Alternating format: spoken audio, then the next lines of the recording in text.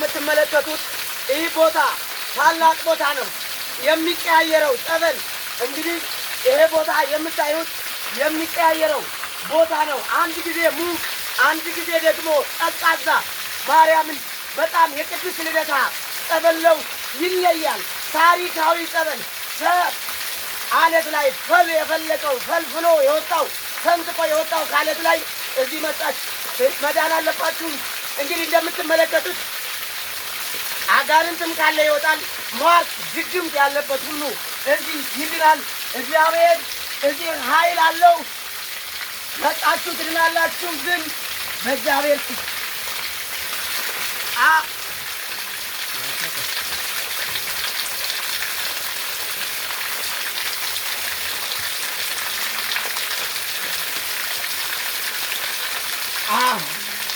ተመስገን።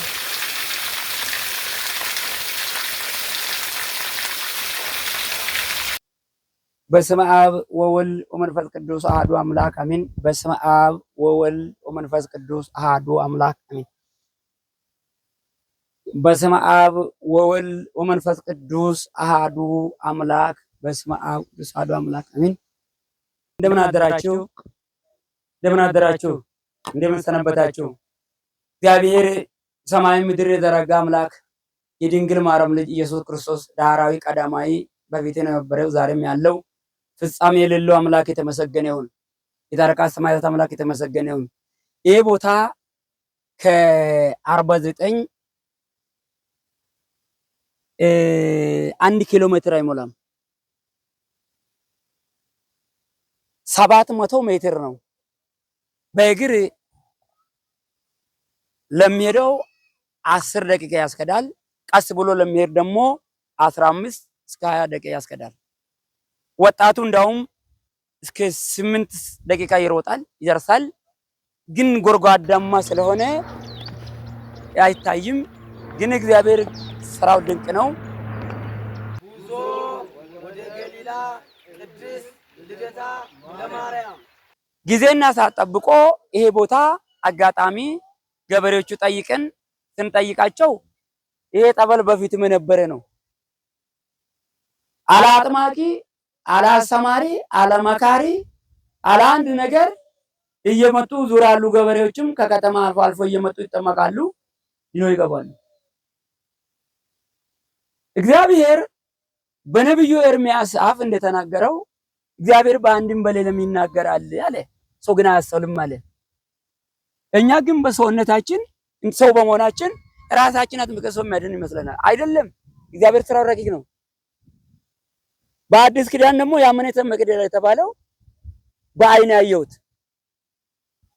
ከስኳር በሽታ፣ ከደም ግፊት፣ ከጮጋራ፣ ከኩላሊት እስካሁን ድረስ ካንሰር ግን መጥቶ የተጠመቀ ሰው አላየሁትም። ውሸት አላወራም። ያድናል ብዬ ነው የማስቀምጥ። እሱን ለምን ለእግዚአብሔር ይቻላል። ሰው ቢሆን እንዴት አለ ይመራመራል። ይሄ ቃሉ ያመነ የተጠመቀ ይድናል ተብሎ ተጽፏል። ያመነ የተጠመቀ ይድናል አለ። ባለቤቱ ነው የተናገረው፣ ሰው አይደለም። ተራሱ አይደለም ይሄን ቃል የተናገረው፣ ባለቤቱ ነው። ባለቤቱ ደግሞ ሰማይና ምድር ያልፋል ቃል ግን አያልፍም ብሎ ቃሉን አስቀምጠዋል። ሰማይና ምድር ያልፋል ቃል አያልፍም አለ። እውነት ነው። ቃሉ የታመነ ነው፣ አያልፍም። እና ብዙ ሰዎች እየዳኑ ነው። እንደምታዩት ድንከት ጠበሉ በራሱ ድንጋይ ውስጥ ፈልቆ የወጣ ከድንጋይ ውስጥ የወጣ ነው። ድንጋዩ ፈንክቶ የወጣ ነው። ይሄ ምንድነው? ታምር ነው፣ ጉሩም ነው፣ ድንቅ ነው። አሁን ምንድነው ሐሳቤ? የሰው ልጅ ለምን በበሽታ ይሞታል? ቤት ተኝቶ አዳኝ እግዚአብሔር ያለ ከፍ ያለው ልብ መስጠት ብቻ ነው። ራሱ ባለቤቱ ጠበሉ አዳኝነቱ በዮሐንስ እጅ ተጠምቆ መድኃኒት መሆኑ አስተምሮናል። እኛ ደግሞ ለትውልዱ በተለያየ በሽታ የተያዙ ሰዎች እንዲድኑ በዚህ በሚዲያ ሁላችሁም ውጭ ያሉትም ውስጥ ሀገር ውስጥ ያሉትም ሰዎች እንድትነግሩና መጥተው እንዲድኑ ይህንን ጥሪ አስተላልፋለሁ። ይሄ ጥሪ ስጋ ለበሰ ሁሉ ማንኛውም ሰው ነው ሁሉ መጥቶ እንዲድን ይሄን ጸበል እግዚአብሔር ያፈለቀው ለኦርቶዶክስ ብሎ አላለም፣ ለሙስሊም አላለም፣ ለጴንጤ ማንኛውም ስጋ ለበሰ ሰው ሁሉ መጥቶ እንዲጠመቅ እግዚአብሔር ሁሉንም እንደሚረዳ አምነን የጣርቃት ሰማያታት አምላክ የሁሉ ጌታ የሁሉ አባት ዳህራዊ ቀዳማዊ ይጠራናል። በነብዩ ሚክያስ ቃል እንደተናገረው የእግዚአብሔር ድምጽ ከተማይቱን ይጠራል አለ። የእግዚአብሔር ድምጽ ከተማይቱን ይጠራል። ከተማይቱ የተባለው መሀል ያለው ፎቅ አይደለም። የእግዚአብሔር ድምጽ ከተለያየ ሰው ይጠራዋል። የታሰረው እንዲፈታ ይጠራዋል። ጤና ያጣ ይጠራዋል። እንዲድኑ የእግዚአብሔር ድምጽ በፍጭታ ይጠራል እንደተባለው እግዚአብሔር የታመመ ሰው ይጠራል። ኑ ተጠመቁ ዳኑ ብሎ ይጠራል። ማን ላይ ለጸሎ አድሮ ወጣቱ ላይ አድሮ እግዚአብሔር መረጣቸው ላይ አድሮ እስካሁን ድረስም እግዚአብሔር ሲጠራ ነው የቆየ። በአባቶቻችን አቶች ሲጠራ ቆይቷል። በተክለ ሃይማኖት፣ በቅዱስ ጊዮርጊስ፣ በገብረ መንፈስ ቅዱስ፣ በአባ ሳሙኤል ስንቱን ቅዱሳኖች ልጥራቸው አይዘለቅም። በእኔ አንደበት አይዘለቅም። እግዚአብሔር አሁንም አምላከ ጊዮርጊስ፣ አምላከ ድንግል ማርያም፣ አምላከ ጣርቃተ ሰማዕታት ሁላችንም እየጠራን እያስተማረን ነው እና እኔ ባጭሩ ብዙም አልናገርም። ከ49 መዞራ ወረድ ካሉ ወደ ታች ቁልቁል አንድ ወዛለች። አንዲቷ ዳን ይባላል፣ ሁለተኛ ዮን ይባላል። አንድ ላይ ዮርዳኖስ ተብሎ ይጠራል። ወዝ መጀመሪያ የምናገኛት ወዝ ዳናት ትባላለች። ሁለተኛ ዮ ይባላል፣ ዮርዳኖስ ተብሎ ይጠራል። ገሊላ ልደታ ማርያም ተብላ እኔ ገሊላ ልደታ ማርያም ብሎኝ እግዚአብሔር ዝም ብሎ ብቻ አናገረኝ። ሌላ ደግሞ አባቶች ደግሞ አሁን አባቶቻችን ደግሞ አገረ ስብከቱ ገና ከታች የተሻለ ስም ደግሞ እግዚአብሔር እነሱ ላይ አድሮ ያወጣላታል። አሁን ግን ዝም ብሎ እግዚአብሔር ብቻ ገሊላ ልደታ ማርያም ብሎ ብዬ እንድናገር አደረገኝ መድኃኔዓለም። አሁንም እቺ ቅዱስ ጊዮርጊስ ጸበል፣ ገሊላ ልደታ ማርያም፣ እመቤታችን፣ ስላሴዎች፣ መድኃኔዓለም፣ ቅዱስ ሚካኤል፣ ቅዱስ ገብርኤል፣ እምዬ ክዳብረትም እዚቹ ቦታ አለችው። ጸበሉ ገና ታሪክ ያለ ቦታ ነው። አሁን ይሄ ጸበል ጧት በሚዲያ ላይ ከዚህ ቀደም አይተናል። ይሞቃል፣ እንፋሎት እያየን ነው። በምን ሰዓት ነው የሚለው ቃል የቀረበልኝ። ይሄ እንፋሎቱ ልክ 11 ሰዓት ላይ ስትመጣ በጣም ጧት 11 ሰዓት ላይ ትኩሳት አለው። ይሄንን ለማየት እዚህ ማደር ይቻላል፣ አድሮ ማየት ይቻላል። ጧት በጣም ይፈላል። ከ12 ሰዓት በኋላ ደግሞ ወደ ቅዝቃዜ ይሄዳል። የእግዚአብሔር ስራ ነው።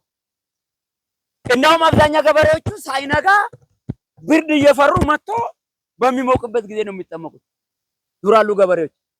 ትንሽ ጫካ ስላለችው ደግሞ ከተማ ደግሞ በዛን ጊዜ አይወጡም ቶሎ። ይሄ በአይነ ያየሁት ጉዳይ ነው።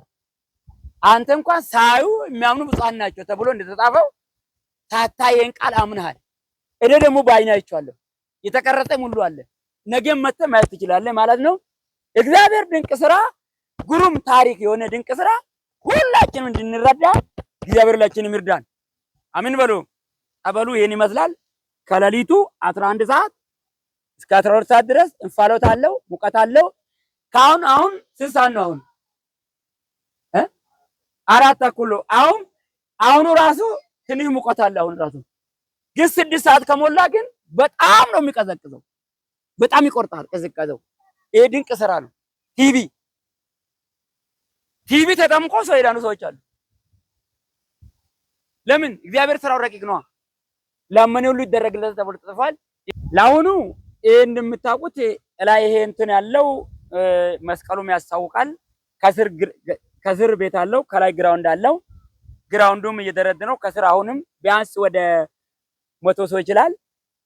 አሁን ደግሞ ዋሻም እዛ ውስጥ የተቆፈረ አለ። ህዝበ ክርስቲያኑ ደግሞ ይሄው እንጨትም እዛ መተናል። አሁን ለአሁኑ ለጊዜ የሚመጡ ሰው ያርፉበታል። ህዝበ ክርስቲያኑ ደግሞ በአጭር ቀን ውስጥ አዳራሽ እንሰራለን ብለን እቅዳለን። ይህንን ለመስራት እቅዳችን አለን። ለእግዚአብሔር ያለ ሰው ተራራ አግደውም፣ እግዚአብሔር ያለ ሰው ጅብ አይፈራም፣ እግዚአብሔር ያለ ሰው ምንም አያስፈራም። እምነታችሁ እግዚአብሔር እኮ እምነትን እጨምርላችኋለሁ ብሏልና ያመነ ሰው ሁሉ ሁሉም ነገር ማድረግ ይችላል። ወደ ገዳም ስትሄድ ራስን ለመከራ አዘጋጅ ይላል ቃሉ። ወደ ገዳም ስትሄድ ራስን ለመከራ አዘጋጅ ይላል ስራክ። ይሄ ገዳም እስከሆነ ድረስ እኛ ደግሞ ተመችቶን ተደላለን ለመቀመጥ ሳይሆን ብርዱም ይሄን ያህል የሚቀዛቀዝ አይደለም። እግዚአብሔር ጠጋ ካለበትን እኮ ብርድ የለም። ግልጽ ነው፣ ግልጽ ነው። ይሄ ደረጃ ውስጥ ነው ያለነው። አሁንም ችግር የለውም። ዋሻውም ውስጥ አለ። እቺ ሳር ቤቱም ራሱ እሷ ሴላድኖ ያለችበት ቦታ ነው። መጀመሪያ ሰው እዛ ገብቶ ሲሳለም አጋንንት ተጋልጦ በራሱ ጊዜ ይወጣል ማለት ነው። አይን ከማየት አይጠግብም፣ ጆሮ ከመስማት አይሞላም ይላል። እስካሁን ድረስ ተነጋግረናል። እናንተ ሰዎች ሆናችሁ ሰዎች በሙሉ ሰውኔ በሙሉ ከተለያየ በሽታ ለሰው የማይቻል ለእግዚአብሔር ይቻላልና ገሊላ ልደታ ማርያም፣ ቅዱስ ጊዮርጊስ፣ አባ ዲዮስቆሮስ፣ አጋዕዝተ ሥላሴዎች ጠበሉ ታሪካዊ ኑ ቶሎ ከበሽታ ከሚያስጨንቃችሁ ሁሉ ላይ እንድትድኑ መልእክታችን ባጭሩ እናስተላልፋለን። ይሄን ይመስላል። እግዚአብሔር ሁላችንም ይርዳን። አሁን የምንገኘው በገሊላ ቅድስት ልደታ ለማርያም ነው።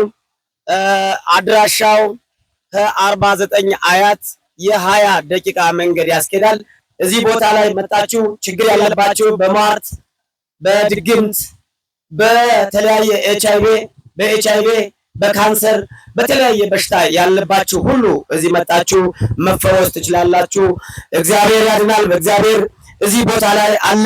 መድኃኒዓለም አለ። ቅድስት ድንግል ማርያም እናቱ አለች። እንግዲህ እዚህ ቦታ ላይ መጥቶ ያልዳነ ሰው የለም።